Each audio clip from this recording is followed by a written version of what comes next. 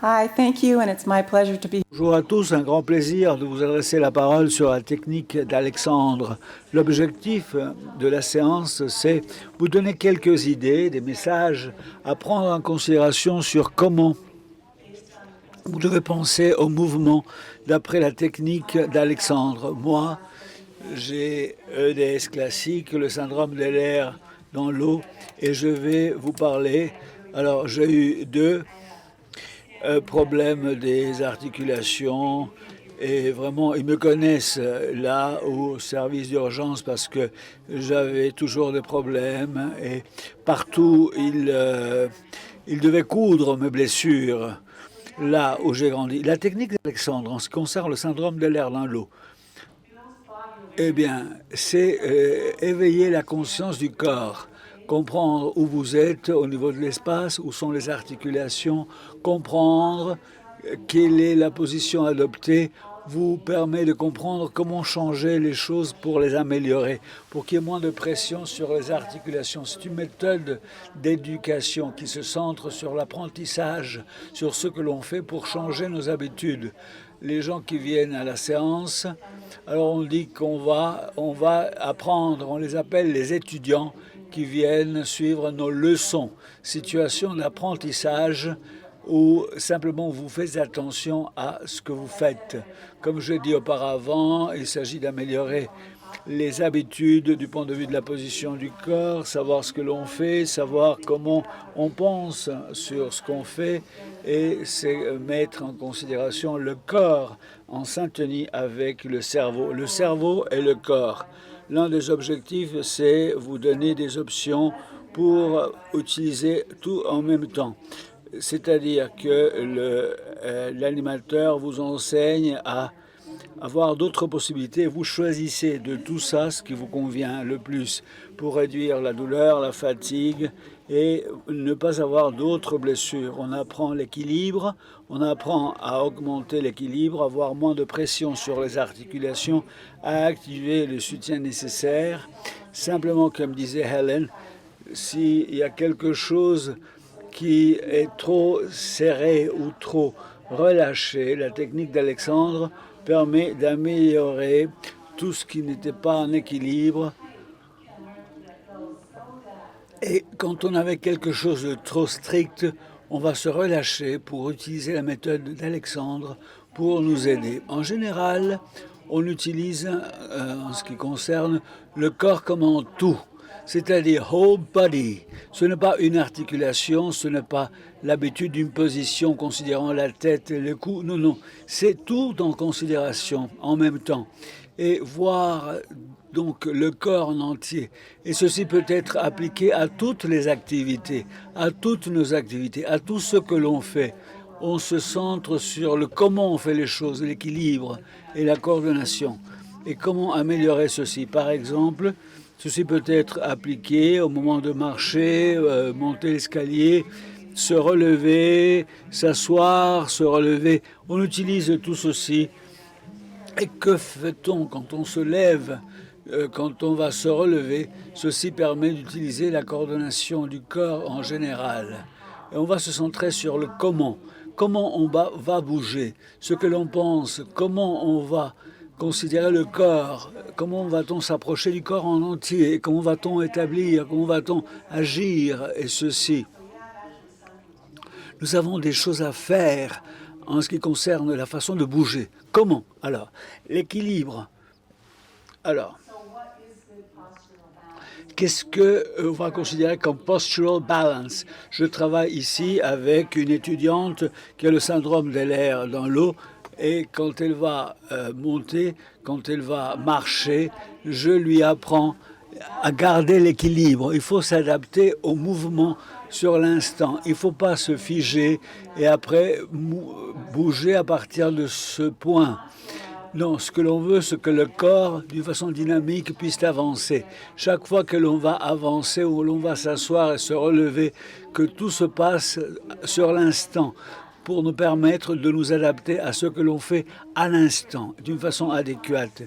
On va définir de l'instabilité dans l'instabilité. L'équilibre qui nous convient. et trouver la façon de bouger qui va nous aider à garder cet équilibre pendant qu'on bouge dans le mouvement. Il y a beaucoup d'étudiants du syndrome de l'air dans l'eau qui sont très sensibles à la façon de bouger. Il faut faire attention tout le temps. Donc, de façon à ne pas avoir des problèmes de luxation ou douleurs articulaires. Il est très important de savoir ce que l'on va faire pour établir la différence. Comment va-t-on penser à ce que l'on fait et trouver l'équilibre qui sera le meilleur pour la position et pour le mouvement.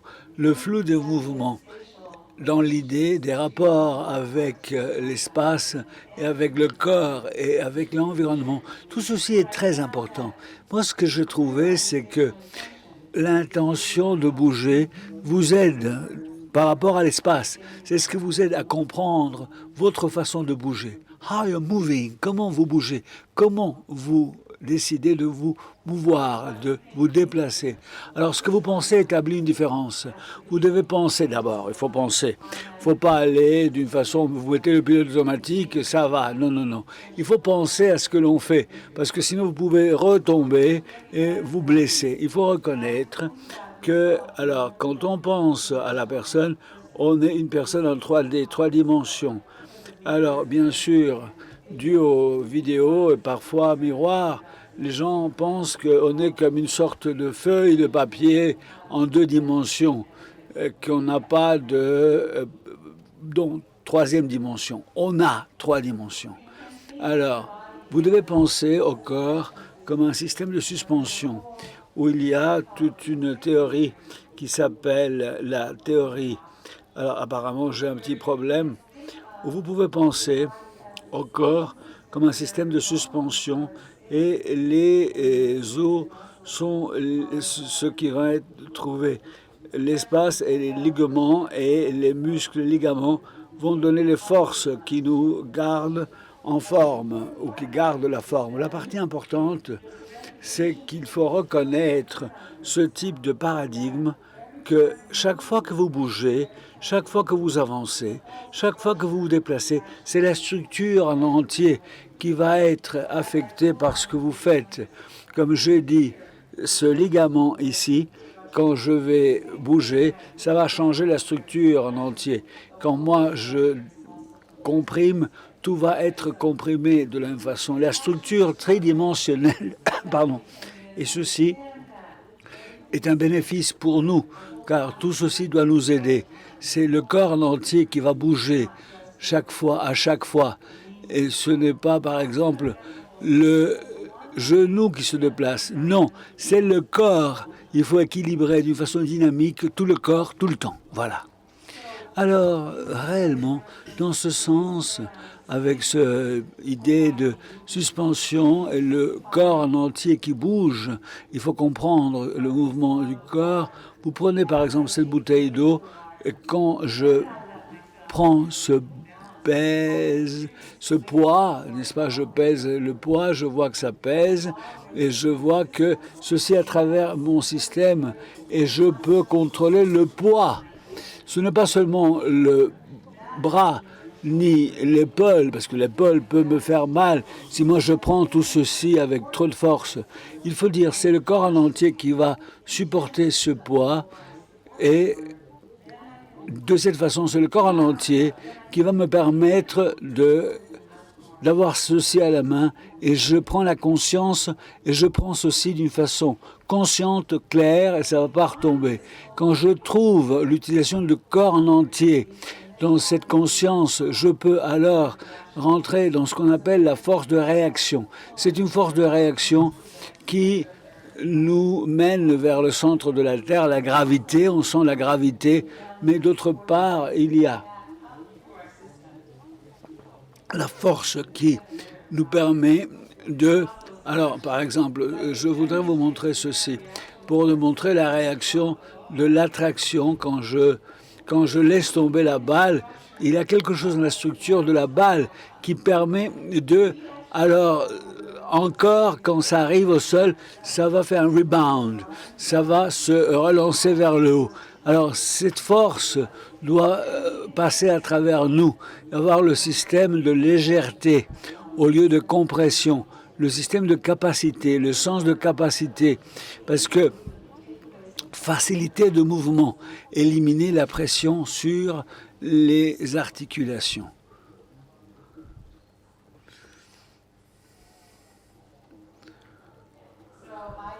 Alors là, ici, j'ai pris ces diapos.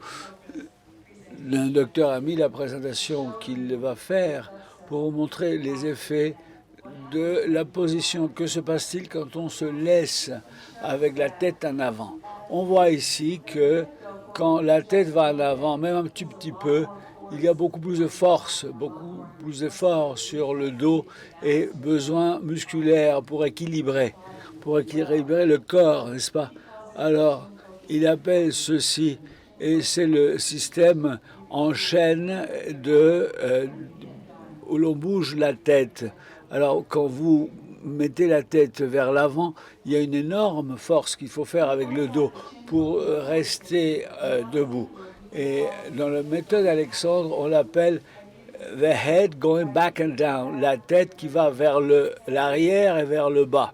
Vous voyez ici la tête et vous voyez la compréhension dans la partie en dessous du cou et comment. Alors vous voyez la personne a le menton comme si le menton était relevé, mais il y a une pression dans la partie du bas du cou et ceci vous fait ressentir comme si vous étiez très lourd et vous avez constaté une compression qui passe à travers le reste du corps.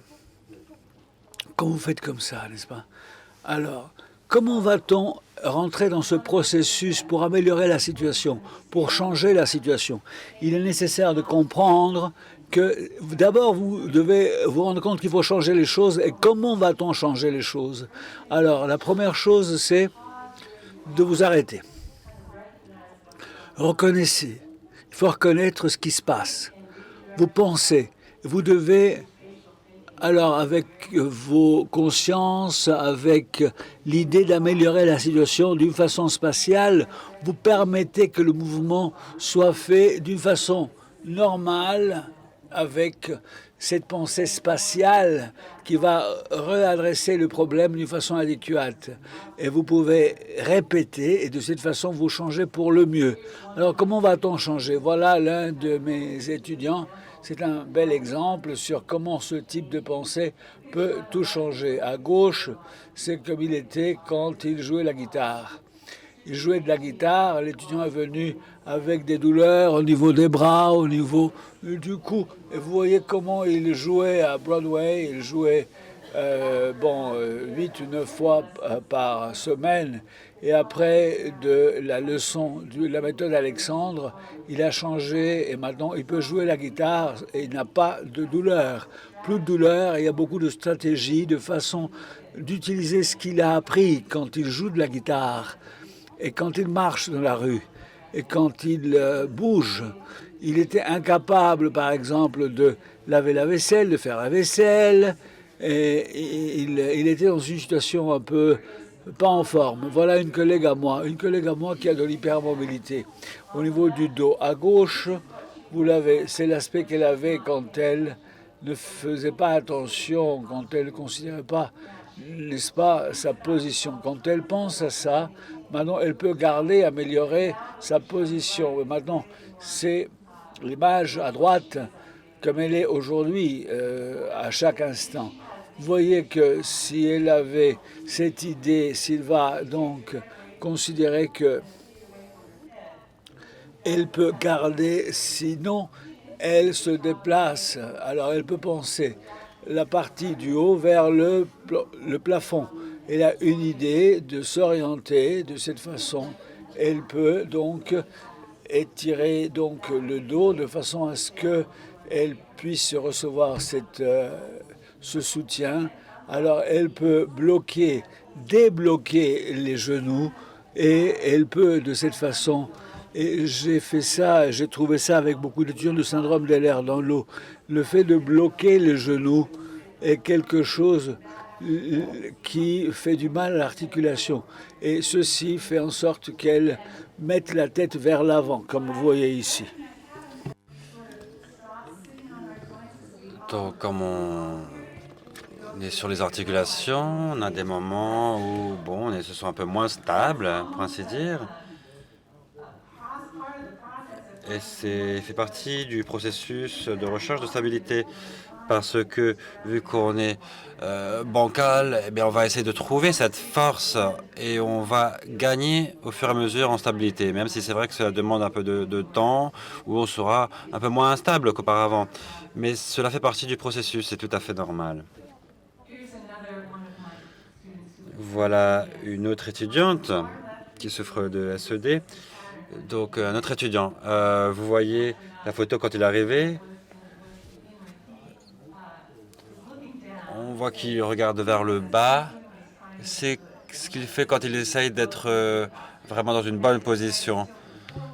Et donc, il regarde vers le bas, la tête en avant, le torse qui va aussi vers l'avant. Donc, on voit qu'il y a un arc dans son épaule qui est assez léger. Donc, on voit qu'il n'arrive pas à vraiment respirer profondément, de sorte à agir sur son dos. Donc là, il essayait de forcer un peu les choses pour faire bien les choses. Et puis là, au milieu, donc il se fatigue et il arrive à une position détendue parce qu'il n'arrive pas à maintenir cette bonne position trop longtemps. Il finit par se fatiguer. Et on voit aussi, on dirait qu'il a pris 10 kilos simplement en se relâchant comme ça. Et il a ce ventre qui va vers l'avant. Et puis à droite, après une année de technique d'Alexandre. Donc là, on voit que à ce moment-là, c'est l'image de droite. Il a cette position tout le temps. Il a beaucoup moins de douleur à l'épaule, de douleur au bras et aussi de douleur lombaire qui s'estompe au fur et à mesure qu'il arrive à acquérir cette position de manière plus naturelle. Donc voilà quelques suggestions posturales, donc de nature pratique, et qui vont permettre de ne pas trop mettre de poids sur les articulations et aussi d'arriver à assumer ces moments où on est un peu moins stable. Donc essayer d'arriver à un meilleur équilibre qu'on puisse utiliser dans toutes nos activités quotidiennes. C'est ce qu'on appelle l'équilibre dynamique, quelque chose qui va changer donc au fur et à mesure qu'on se déplace. Donc essayer de ressentir cette vision 3D de manière naturelle, prendre notre temps aussi pour se reposer, apprendre à connaître notre anatomie. Il ne faut pas être un expert en anatomie, mais c'est vraiment utile de savoir où sont nos différentes parties du corps, où sont les articulations, avoir une image de ces articulations et finalement savoir comment situer ces connaissances dans notre corps. Lorsqu'on demande aux gens où finit la colonne vertébrale en général, la plupart des personnes pensent que la colonne vertébrale finit à la fin de la mandibule. Donc ils essayent de bouger la tête à partir de là. Et on voit ici dans cette photo que pas du tout. La colonne remonte derrière la mandibule et qu'il y a un point d'équilibre à ce stade-là. Donc c'est important car si nous n'avons pas une image correcte dans notre tête de la manière à travers laquelle il faudrait bouger, eh bien, on n'envoie pas les bonnes informations au cerveau et on essaye de bouger une partie qu'on ne devrait pas bouger. Je ne sais pas si vous me suivez. C'est-à-dire que, voilà, je vais bouger ma tête d'ici si je pense que ça finit là, au lieu de le bouger à la partie totalement supérieure de la colonne. Vous pouvez faire un essai de là où vous êtes assis. Avant cela, voilà, pour la tête et le visage, il faut savoir en plus qu'on peut penser à la partie arrière de la tête quand on va essayer de balancer, de balancer notre tête. Donc, simplement pour commencer, pour savoir où est cette articulation supérieure, vous pouvez mettre vos doigts ici, là, en haut, juste derrière vos oreilles. et de manière subtile pour ne pas déranger le processus. Avec les yeux, pensez à vos genoux et voyez comment votre tête se déplace. Et puis, regardez droit devant et vous pouvez voir qu'il y a un mouvement tout en haut de votre colonne. Donc, si vous commencez à dire oui de là-haut et dire non de la tête comme ça de là-haut, vous pouvez enlever beaucoup de pression de votre colonne vertébrale, tel qu'on l'avait vu dans les diapositives. Cette compréhension anatomique est utile pour le reste de votre corps également. C'est comme les autres articulations pour les hanches. Alors, les gens, quand on leur dit mettez les mains sur les hanches, ils mettent les mains ici, alors que l'articulation est plus en bas. C'est dans une partie plus centrale du corps par rapport à ce que les gens pensent d'habitude. Donc, si on va s'asseoir et on essaye de bouger la partie erronée du corps, on n'a pas bien compris où est cette articulation, eh bien, on est en train d'exercer une pression sur des endroits que l'on ne devrait pas bouger. Il faut donc essayer de cultiver notre curiosité pour savoir comment nous nous déplaçons, savoir quelles sont nos habitudes.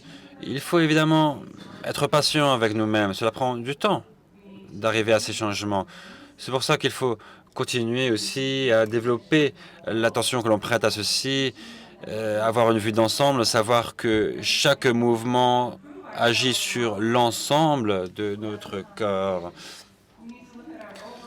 Il faut essayer de voir quel est notre équilibre général et, comme je le disais, être patient, car cela exige toujours du temps. Donc, quelques applications quotidiennes. Donc, on peut s'assurer que notre surface de travail est au niveau adéquat. Aussi, ajuster le niveau auquel nous allons stocker les choses. Les sacs à main qui fonctionnent, essayer d'apprendre moins de poids. Aussi, éviter d'aller trop vite, savoir où sont les ascenseurs, porter des vêtements qui sont faciles à porter et avoir aussi tout ce qu'il faut sous la main. La technique d'Alexandre est souvent montrée avec des classes privées, mais aussi avec des classes privées. Donc, il y a toujours des instructions verbales pour savoir comment changer notre manière de penser. On nous aide à utiliser des éléments d'aide à la mobilité et d'apprendre ces mouvements d'adaptation. Donc, essayer d'apprendre à réaliser des mouvements qui présentent moins de risques. Ici, on a une image avec une de mes étudiantes qui travaille avec quelqu'un d'autre, donc tout doucement. Et la technique d'Alexandre va nous aider à travailler sur nos maladies. On va avoir une connexion stratégique avec nos activités. Ça nous aide à savoir comment réfléchir à ce que nous faisons, à une prise de conscience. On voit qu'avec des petites modifications sur notre manière de penser, peut nous amener à des améliorations générales. Ça peut s'appliquer à toute activité quotidienne et ça a vraiment un lien direct avec l'ensemble de notre corps. Donc il faut prendre une pause, réfléchir à ce qu'on fait et réfléchir à quelque chose qui va nous aider. Donc essayer de modifier notre mouvement et petit à petit essayer d'instaurer cette habitude avec le changement du mouvement. Et si on a le temps pour quelques questions, on peut le faire, ou est-ce que vous voulez attendre jusqu'à la fin? Voilà, eh bien, on peut en finir ici, d'accord?